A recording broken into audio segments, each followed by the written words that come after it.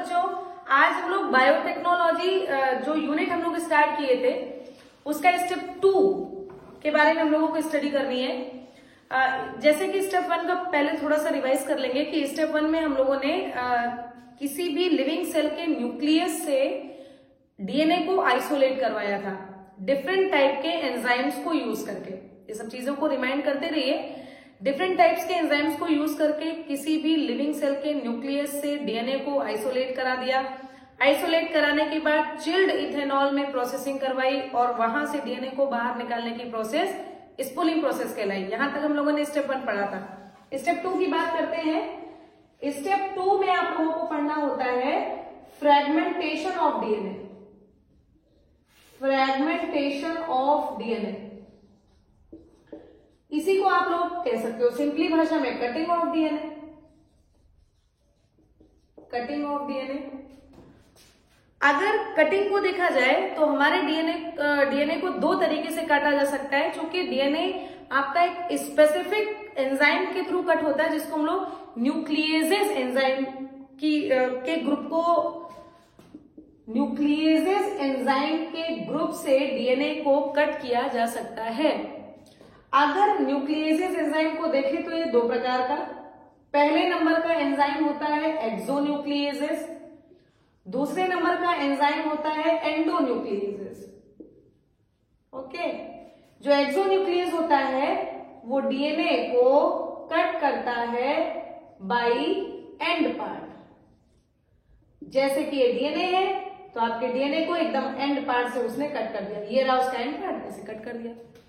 अगर एंडोन्यूक्लियस की बात करें तो DNA cut in specific sequence, DNA को स्पेसिफिक सीक्वेंस के थ्रू कट करना। अब ये डीएनए है आपका, मान लीजिए ये डीएनए है और इस डीएनए को यहां से कट करना है, यहां से कट करना है, यहां से कट करना है, यहां से कट करना है, किसी भी स्पेसिफिक पार्ट से कट करना है।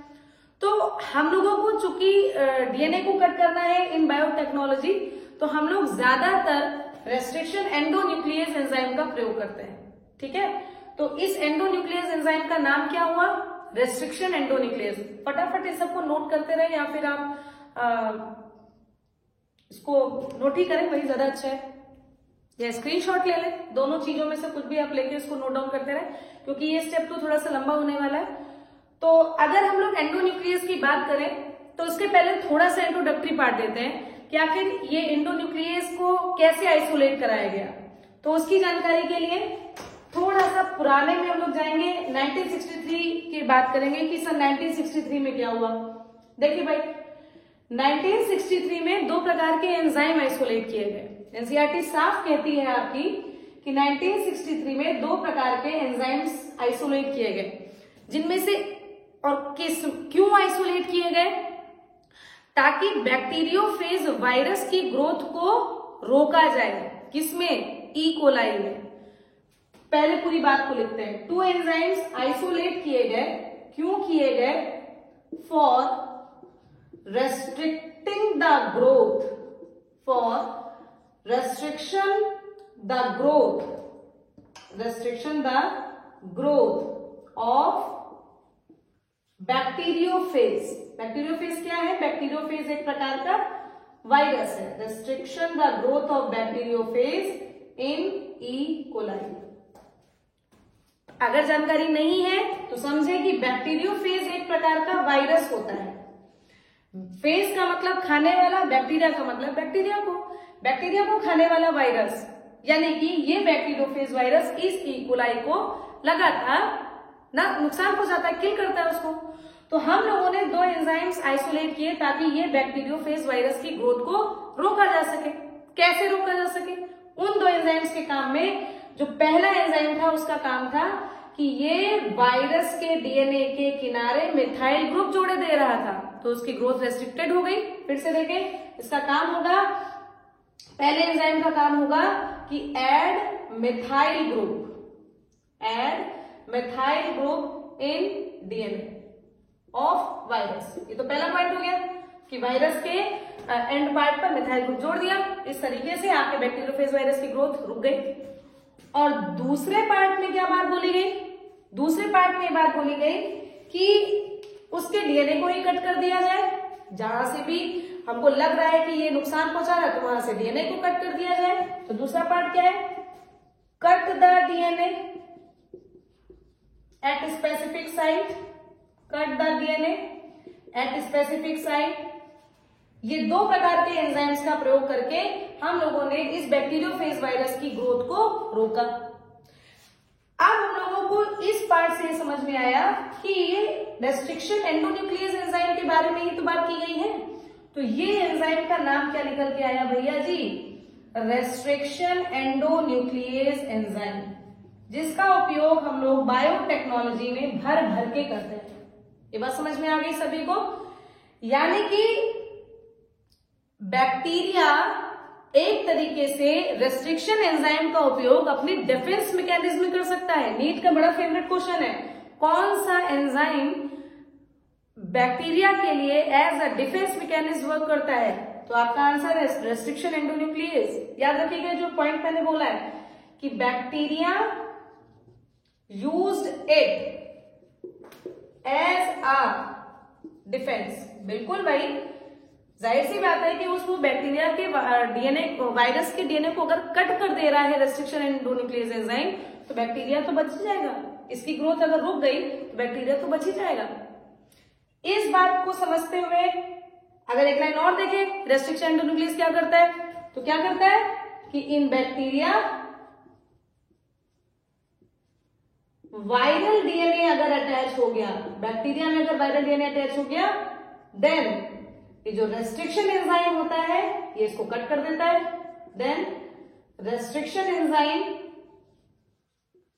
कट इट, आसानी से कट करके उसकी ग्रोथ को रेस्ट्रिक्टेड कर देता है। हर तरीके से आप लोग एक चीज को देख लीजिए कि रेस्ट्रिक्शन एंजाइम कहां कहां पर यूज हो रहा है। रेस्ट्रिक्शन एंडोन्यूक्लियस एंजाइम डीएनए को कट करने का काम करता है, बैक्टीरिया में डिफेंस मैकेनिज्म की तरह काम करता है।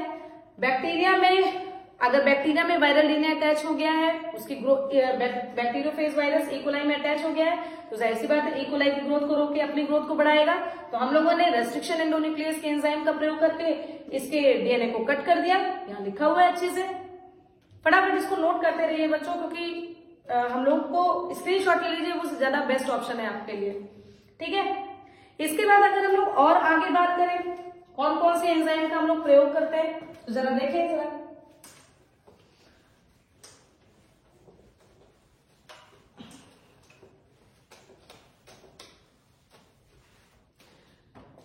चले बच्चों, इसके आगे अगर हम लोग देखें कि कौन कौन से एंजाइम्स हम लोग मोस्टली प्रयोग करते हैं, तो EcoR1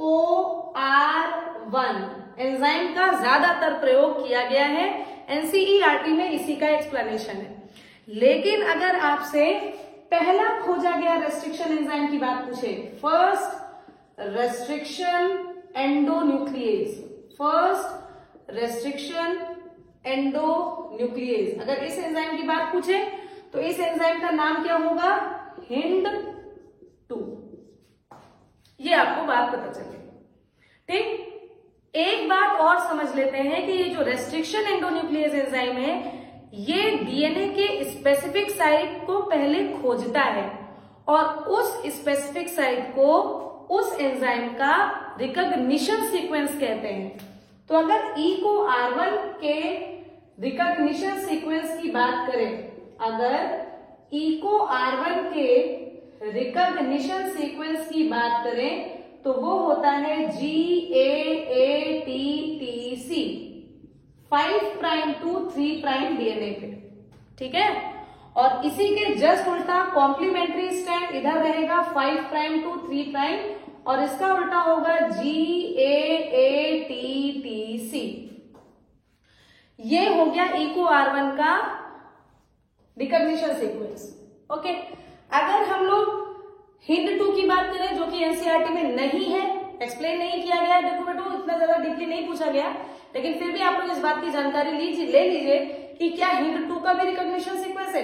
every restriction endonuclease have its own recognition sequence, जहां से वो डीएनए को कट करने का काम करता है। तो अगर इसके रिकॉग्निशन सीक्वेंस की हम लोग बात करें तो उसके बारे में लिखते हैं GTPYPUAC 5 प्राइम टू 3 प्राइम। ठीक है, इसी के उल्टा अगर यहां पर 5 प्राइम टू 3 प्राइम की बात करें तो इधर लिख लो GTPYPUAC।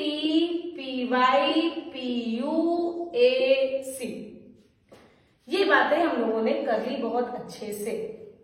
अब अगर इसके नोमेनक्लेचर, ये क्या है, ये HIND2 का रिकॉग्निशन सीक्वेंस हो गया, ये EcoR1 का रिकॉग्निशन सीक्वेंस हो गया। अब अगर इसके नोमेनक्लेचर की बात करें, थोड़ी बात हम लोगों ने अपने फर्स्ट लेक्चर में कर ली है, लेकिन और इसको और क्लियर करते हैं कि अगर इसके नोमेनक्लेचर की बात करें तो नोमेनक्लेचर में हम लोग किस स्पीशीज से, किस जीनस से ये एंजाइम को निकाला गया है, आइसोलेट किया गया है, हम लोग उसकी बात करते हैं। जैसे ई जो फर्स्ट लेटर होता है किसी भी रेस्ट्रिक्शन एंडोन्यूक्लियस एंजाइम का, जो फर्स्ट लेटर होता है वो उस बैक्टीरिया का जीनस होता है। जैसे E stand for Escherichia, E stand for Escherichia. Escherichia एक जीनस है, उसकी बहुत सारी स्पीशीज होती हैं, लेकिन यहां पर चूंकि को टर्म का यूज किया गया है तो ये को टर्म है कोलाई के लिए और ये एक क्या कहलाती है, स्पीशीज। ठीक है, अगर आर टर्म की बात करें, व्हाट इज आर, तो ये आर टर्म एक स्ट्रेन होता है, बैक्टीरिया का स्ट्रेन का मतलब है, अभी आप लोगों को जब मॉलिक्यूलर बेसिस ऑफ इनहेरिटेंस पढ़ाएंगे तो आप लोगों को बताएंगे कि बैक्टीरिया में 2 प्रकार के स्ट्रेन से ही ग्रिफिथ ने अपना एक्सपेरिमेंट किया, आर स्ट्रेन, एस स्ट्रेन। वो जब एक्सप्लेन करेंगे तो उसमें समझ लीजिएगा, अभी के लिए इतना समझे। इसका जो स्ट्रेन का नाम है वो है RY13 और ये जो रोमन नंबर में चीजें लिखी हुई हैं ये ऑर्डर ऑफ सीक्वेंस लिखा गया है, कौन किस ऑर्डर में डिस्कवर किया गया, ये बात को आप लोग अच्छे से समझ लीजिए। अगर इसकी बात करें तो यहां पर HIND2 को हीमोफिलस इन्फ्लुएंजी, हीमोफिलस इन्फ्लुएंजी नाम के बैक्टीरिया से आइसोलेट किया गया है। ये बात की आप लोग जानकारी अच्छे से ले लीजिए।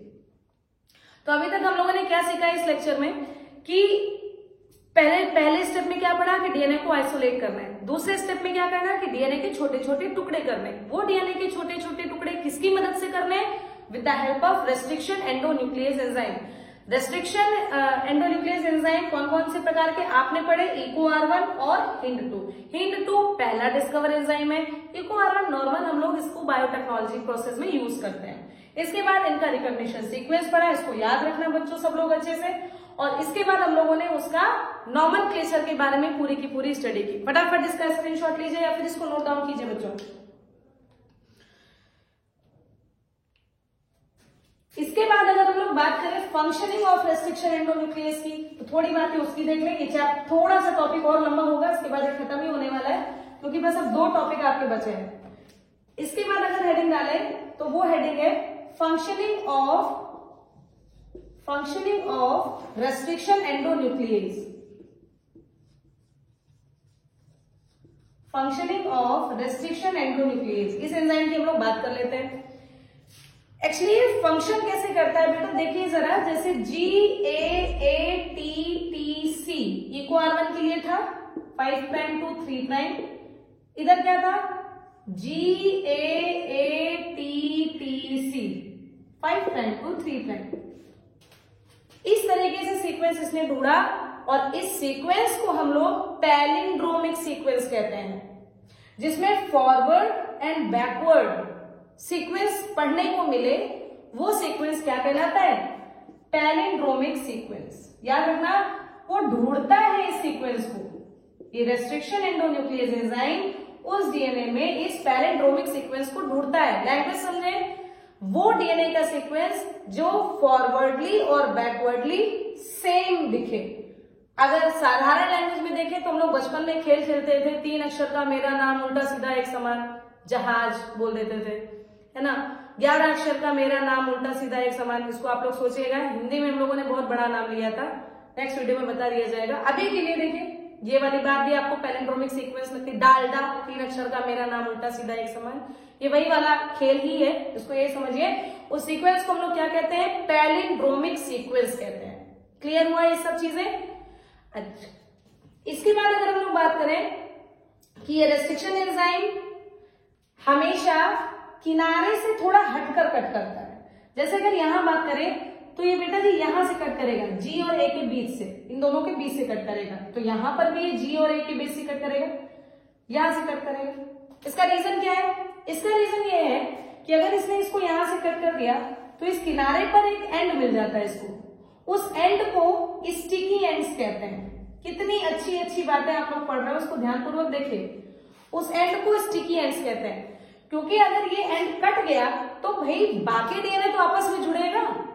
तो ये स्टिकी एंड्स उस डीएनए के साइड पे वो पॉइंट प्रोवाइड कराता है, जिसमें डीएनए लाइगेज की सहायता से दूसरा डीएनए आकर ज्वाइन हो पाए।